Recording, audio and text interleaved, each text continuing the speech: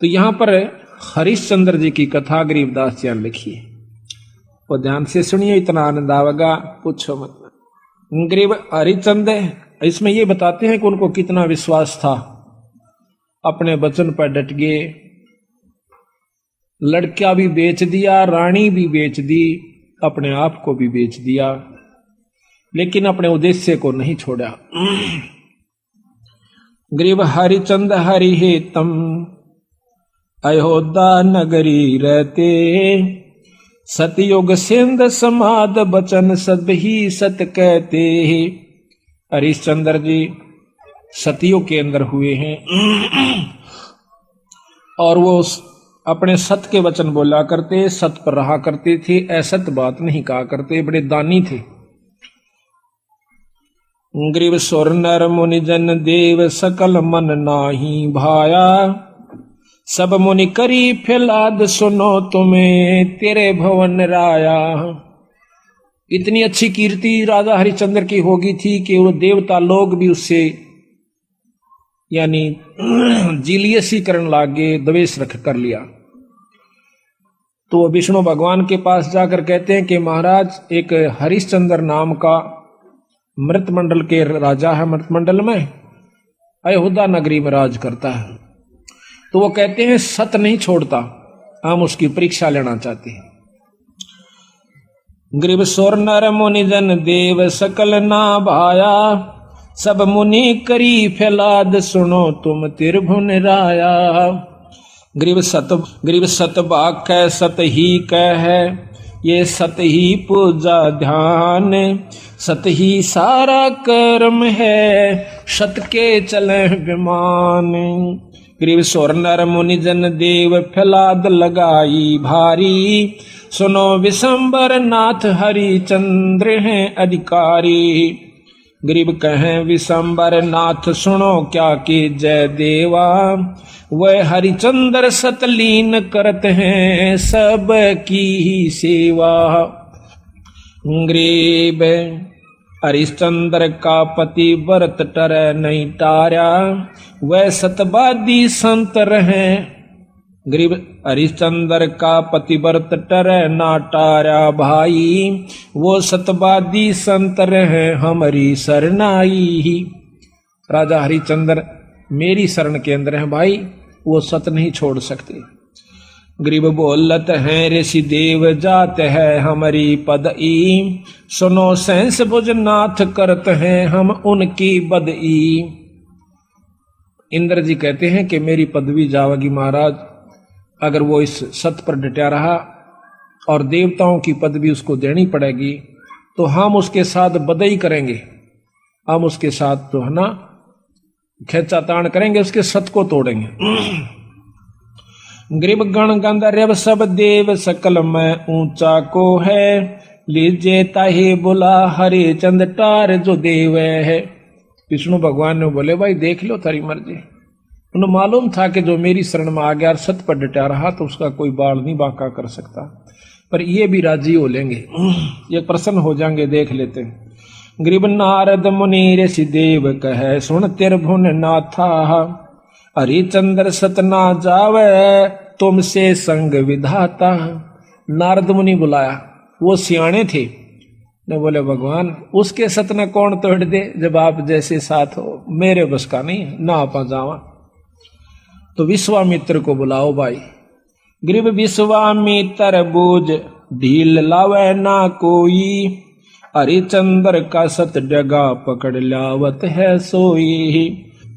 गरीब विश्वामित्र अर्ज करे वो किसको दुखदाई, सुर नर मुनि जन देव सबन ने चुगली खाई। यह बीमारी ऊपरताई है, राग की, द्वेष की, निंदा की, जलने की। अब कौन सोचा कि स्वर्ग पाकर तो निश्चिंत हो गए वो देव लोग, वो यहां से भी ज्यादा बुरी हालत से उन लोगों की। अब मर पड़ के ये 3 लोग की साधना स्वर्ग प्राप्ति है। महाराज गरीबदास जी कहें स्वर्ग हमने भी देखा भाई, पर अपना मन नहीं लग गया। सो फिर कहते सुन मंडल को किया पिया ना, यू काल कर्म सब भाग्या। कहते हैं सब देवता ने इकट्ठे होकर विश्वामित्र आगे चुगली ला दी। विश्वामित्र ने वो बीड़ा उठा लिया कि मैं इसके सत को तोड़ लाऊंगा। गरीब लेकिन वो भी पूछा ऐसा कि भाई वो किसने दुख दे से, क्यों दुखी करो बेचारे ने। तो सबने चुगली निंदा कर करा के और वो श्रृंगार दिया। गरीब सबे कहें ऋषि देव हरिचंद दो डगाई, विश्वामित्र आण बीड़ा जो लिया उठाई। गरीब आबिया तबिया त्रास दीजियो हमरे ताही। ये 3 प्रकार के दुख होते हैं प्रताड़ना करने के, जो कि गुप्त रूप से संत छोड़ देते हैं और वो परेशान हो जाता है। पकड़ लाऊं हरिचंद पलक ना ढील लगाई, गरीब जब दे दो त्रास कहे भगतन के ईसा। हरिचंद विश्वामित्र जब दिया किया मर्तलोक पियाना, दारे रूप बराहा बाग में लाध्यम ताना। विश्वामित्र ने एक सूअर का रूप बनाया, जंगली सूअर का। राजा हरिचंद्र का एक बहुत कीमती बाग बहुत प्रेम से लगवा रखा था। उस सूअर ने वो सारी बगीची उखाड़ दी, नीचे हुड शरीर अपना मुंह देवे और उथल पुथल कर दे। को जावे नजदीक उस माली ने या उनको खाने भाजे, यानी तीर भी मार लिए, उसका कोई असर नहीं हुआ। तो सब उठ कर राजा हरिचंद्र के पास आते हैं। तो हरिचंद्र बोल रहा, भाई की बात होगी? कहने लगे महाराज जी एक ईसा का सूता हुआ रहा है सूअर है, और वो तो सारा बगीचा उजाड़ दिया और हमने तीर गोली मार के देख ली, उसका असर ना होता। कहते हैं राजा हरिचंद्र ने खुद घोड़ा पिड़वाया, उसके ऊपर अपना अग्नि बाण लेकर अगर के बाण लेकर के बैठ गया और सेना भी साथ चढ़ ली। एकदम राजा हरिचंद्र जब आवे से वो सूअर उसमें से निकल कर भाग लेता है। राजा हरिचंद्र इतना तेजी से भागता है, सेना तो बहुत पीछे रहेगी, वो आगे चले जाते हैं। वहां जाकर के विश्वामित्र एक ब्राह्मण का रूप बना ले से, और एक लड़की और एक लड़का दो अपनी सिद्धि से तैयार कर देता है। उस लड़की को राजा के पास ले आवे, हाथ जोड़ कर न्यू कैसे, हे राजन, हे एक क्षत्रिय, एक विपर का काम कीजिए। अक महाराज एक यहाँ पर शायर आया था, अकमन ना बेरा शायर सूर का, पर मेरा काम कर महाराज। किधर छुप गया होगा, कित पाओगा तनव के काम से भी परवर के एक कन्या है ये, इसका ब्याह करना से कुछ कन्या दान करना चाहिए था, कोई व्यक्ति नहीं मिल रहा था, आप आगे धन्य है। राजा हरिश्चंद्र आप तो सतवादी हो, आप क्षत्रिय हो, ये गरीब कन्या एक ब्राह्मण की लड़की का ब्याह हो रहा है, इस पर कृपा करिए। तो बोले महाराज जी ठीक से, स्नान कर ले, नहा धो लिया। कहते हैं कि इनका पति कहाँ है, उसको बुलाओ। उसी समय वो लड़का बुला लिया, फेरे करवा दिए। कहने लगे इनको कन्यादान दे, 7 असरपी दे दी।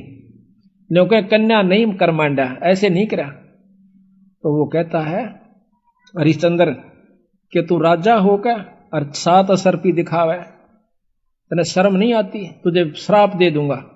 हरिश्चंद्र कह महाराज नो ना कर, या मैं थोड़ा लेके आया था, जल्दी में था, आप चलो जितना चाहो सो ले लो। कदे वहां मुकर जा, अक नहीं मुकरूंगा, अग लिख कर दे दे।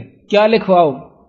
अग आपका सारा राज मेरे नाम लिख दे, वह पैसे दे देना तन दे दूंगा। कदे उड़ा जाकर राजापन दिखावा, तो उसी समय लिख दिया कि मैं सर्वस्व अपना राज्य और इसको देता हूं,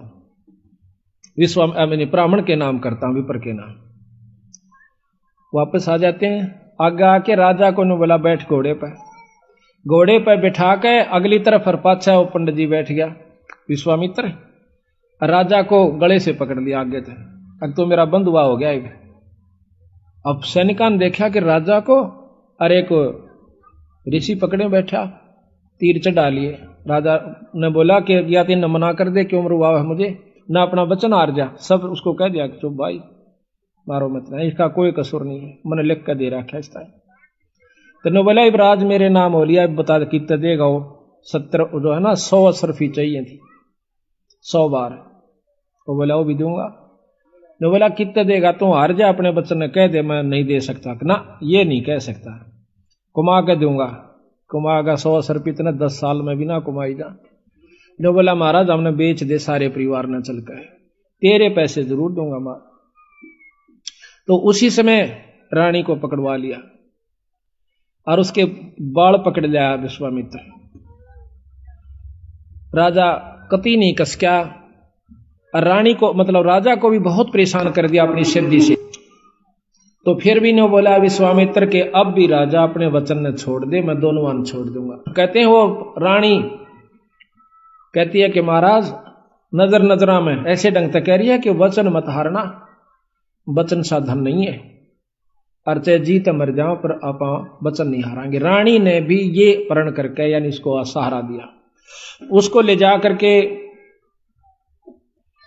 काशी में ले जाता है, अयोध्या में चौकी बिठा दी यानी अपना राज बिठा दिया। अयोध्या में आकर के उसको बेचता, काशी में आकर बेचता है। राजा लड़के को और रानी को एक ब्राह्मण ले लेता है हर हीरा नाम का। 50 बाहर के अंदर 50 जो भी असरफी थी या जो न देना था उसके रूप में। फिर आप जाकर के एक भंगी के पास जाता है। वो कहता है कि तूने मुर्द फरोश का काम करना पड़ेगा। क्या काम है महाराज?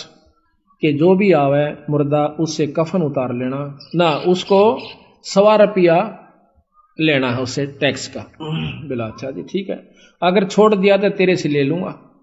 बिल्कुल नहीं छोड़ूंगा। ठीक है। कई दिन तक भूखा बाणा बैठा रहा।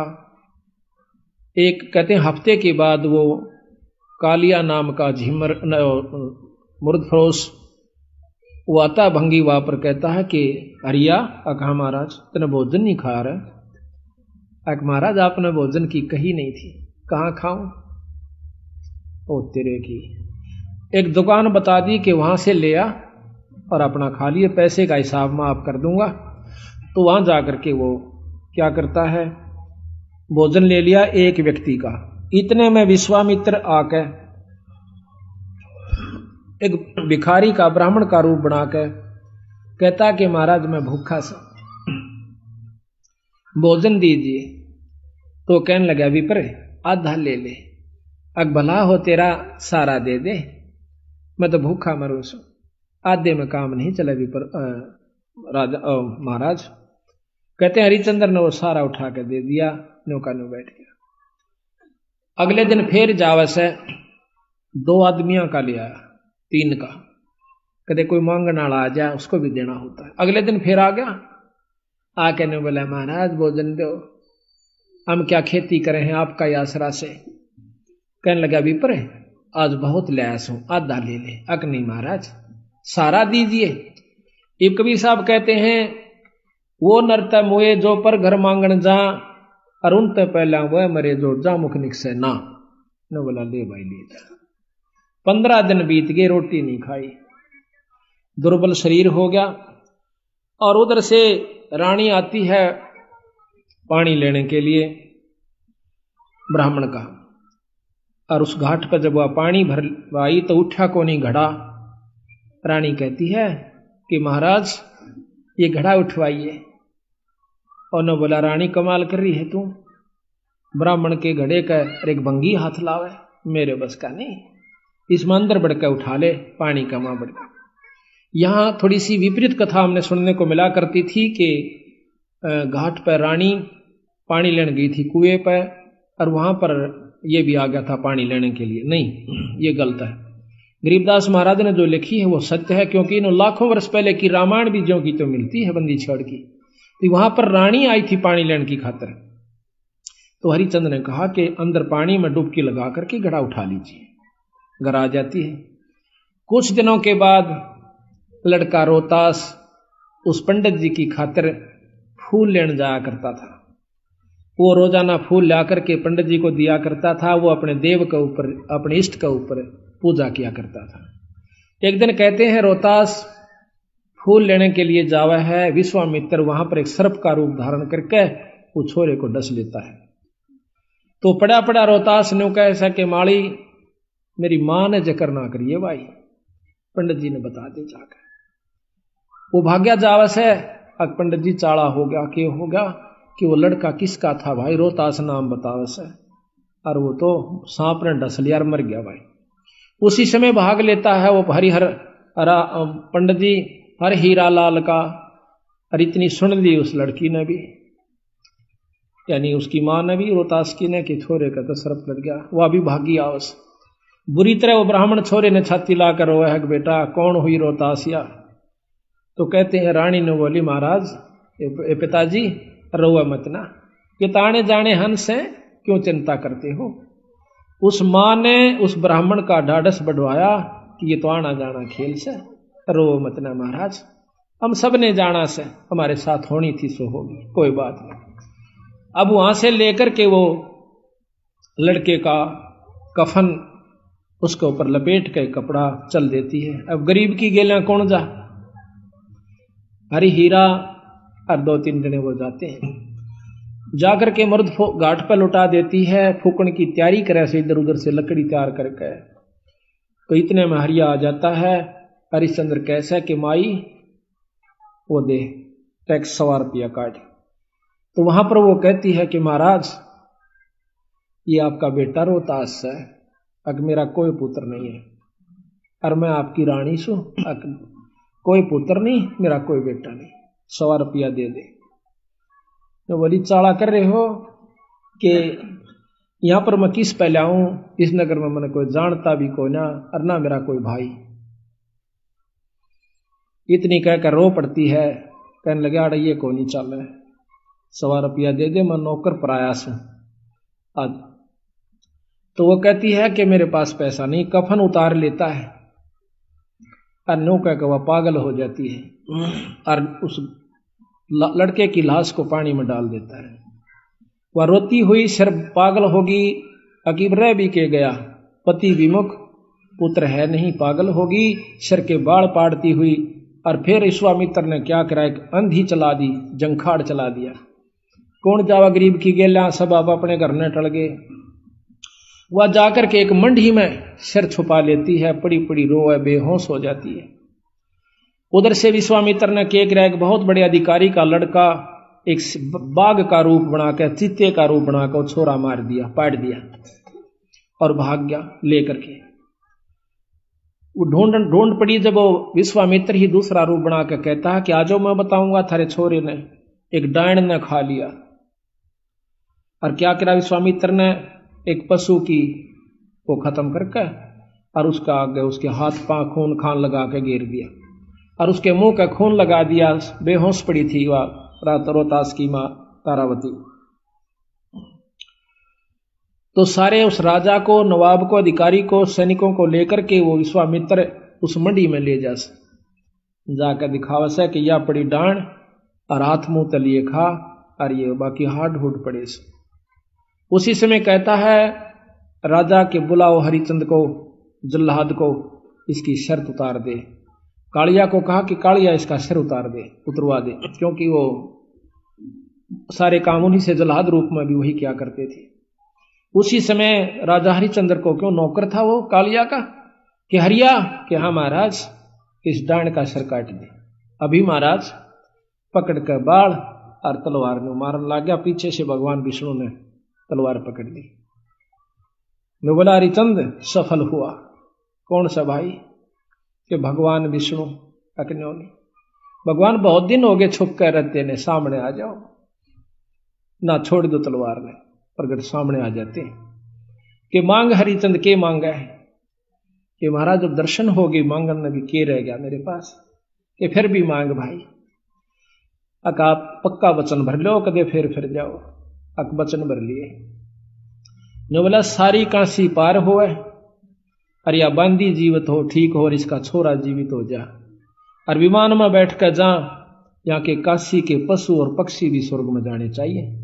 बोल तरीके सलाह। ने बोला तथास्तु, सारे स्वर्ग में जाएंगे। बोल सतगुरुदेव। तो महाराज कहते हैं कि जिस नगरी में साधु रहते हैं वो नगर भी अमान है, अमर है। ऐसे प्यारे संत जिसमें रहते हैं वो सारी नगरी को पार कर दिया करते हैं।